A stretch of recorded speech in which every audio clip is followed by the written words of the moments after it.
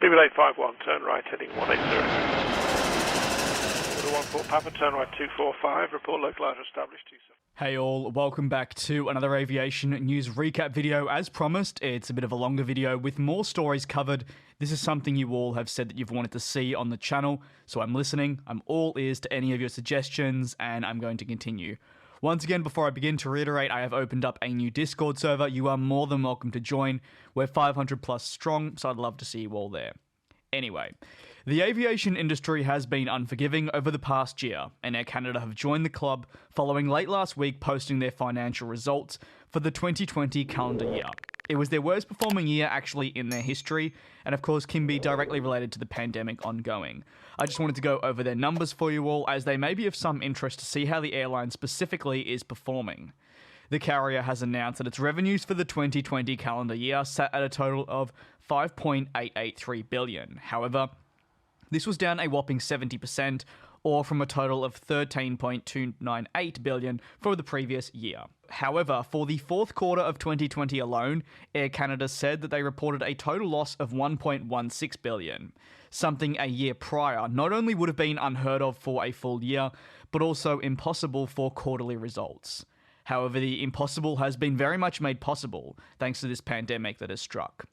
The President and Chief Executive Officer of Air Canada said, "With today's release of the 2020 fourth quarter and full year results, we close the book on the bleakest year in the history of commercial aviation, after having reported several years of record results and record growth at Air Canada. The catastrophic impact of the virus and government-imposed travel restrictions and quarantines has been felt across our entire network, deeply affecting all of our stakeholders. Restrictions within Canada also continue to be adjusted, and the airline is looking for the government for financial aid and backing in a package that would help aid the Canadian aviation industry moving forward and really help it push forward in these times." If you have any thoughts on the situation unfolding with Air Canada, please drop them in the comments below. Some of the other topics in this video are going to include a new order, some brief news on the 777X, and some Boeing news as well. Sticking though with the Canadian aviation industry and some positive news relating to Air Canada and their acquisition of Air Transit, which was approved last week, something we've been waiting for a while to take place. The deal was originally announced back in 2019, and we were expecting an official close on this said deal last year. But the pandemic prolonged decisions from the regulators, and also government struggled to approve the deal, which has now been received, which of course is great news, seeming the government have gone through with approving it. Now though, we're lucky it took place at the end of last week, as this deal was set to expire on the 15th of February, which is when this video is going live, but obviously you might be watching it later in the week. So it was set to expire today, so we're lucky we eventually got the seal of approval that we needed.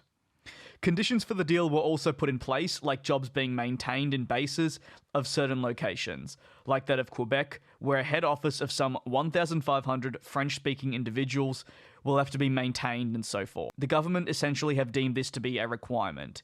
In addition, air transit were seen in Europe, and one of the many but also major conditions as part of the deal is that Air Canada will need to make up for these routes that will go missing, or find a way for these routes to say, continue, be taken elsewhere, but not have them disappear out of thin air. That is another one of the many recommendations, or should I say conditions, of the deal going through. It's something that Air Canada needs to do. If they weren't going to do it, the government would not approve the deal to begin with.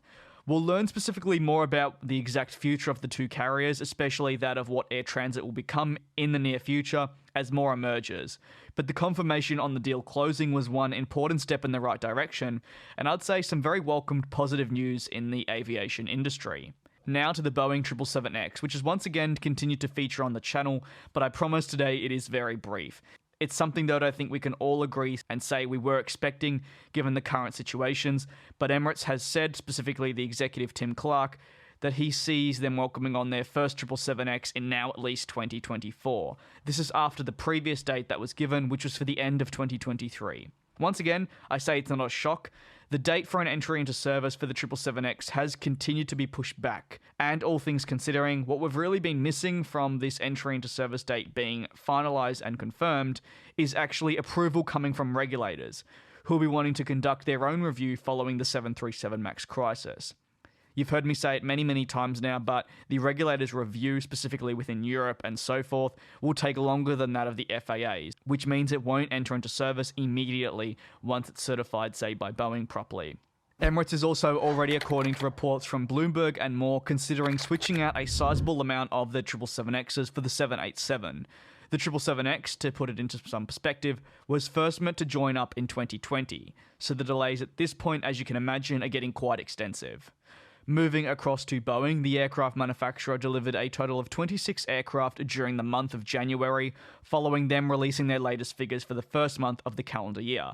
This, though, is actually incredibly positive, as I will get into in this little section of the video. The Boeing 737 MAX returning severely benefited their tally for January, which actually saw them for the very first time in quite a while deliver more jets than Airbus on a month-by-month basis, who, as reported in another video here on the channel, delivered just 21 jets. That's 5 fewer. As part of the January deliveries, Boeing saw a total of 21 737 MAXs delivered. No doubt a big help was the backlog of the jets that were sitting and waiting, as we know, to be delivered. They were completed, they just had not been officially delivered to customers, as those bans and restrictions were put in place, as Boeing and the FAA worked very closely to recertify the jet. More and more regulators, as you're probably aware, are looking to reapprove the 737 MAX, and with each reapproval in each country or particular area located in the world that has an airline operating with the 737 MAX, it therefore becomes safe to welcome the type back and restart the deliveries. To what capacity they operate is, of course, still relatively unknown, as we have travel restrictions already in place for various different countries. They could return, but they may not operate at the exact same capacity. Boeing in the month of January did report a few more order losses for the 737 MAX aircraft, although this can be directly correlated to what was revealed to us last week in relation to orders being removed under an accounting guideline that resulted in an order not being deemed feasible, having to be removed from the order book completely. At the start of the month, we received some more brand new and also exciting news surrounding Uganda Airlines, who welcomed on their second Airbus A330-800, the least popular of the two types, and the delivery of this second one, which came in quick succession to the first, actually completes their overall order at this point. The airline only has a total of 2 A330neos that were in its order book originally, and these jets will now be used on operations to the Middle East, Asia, and finally Europe. Of course, though, travel restrictions are in place and have been impacting their ability to really launch these services at probably the capacity they would want to be doing that. When restrictions do indeed ease, no doubt, the airline will probably be able to stretch the legs of the 2 A330-800s that it currently has within its operations. Finally, once again, out of Canada, we have basically saved, I would argue, or one of the best for last topics, and that's surrounding technically a new order, if you will, or an expansion of an order. Cargojet announced that it will welcome on a dedicated Boeing 777 freighter to its operations, arriving in the third quarter of this calendar year.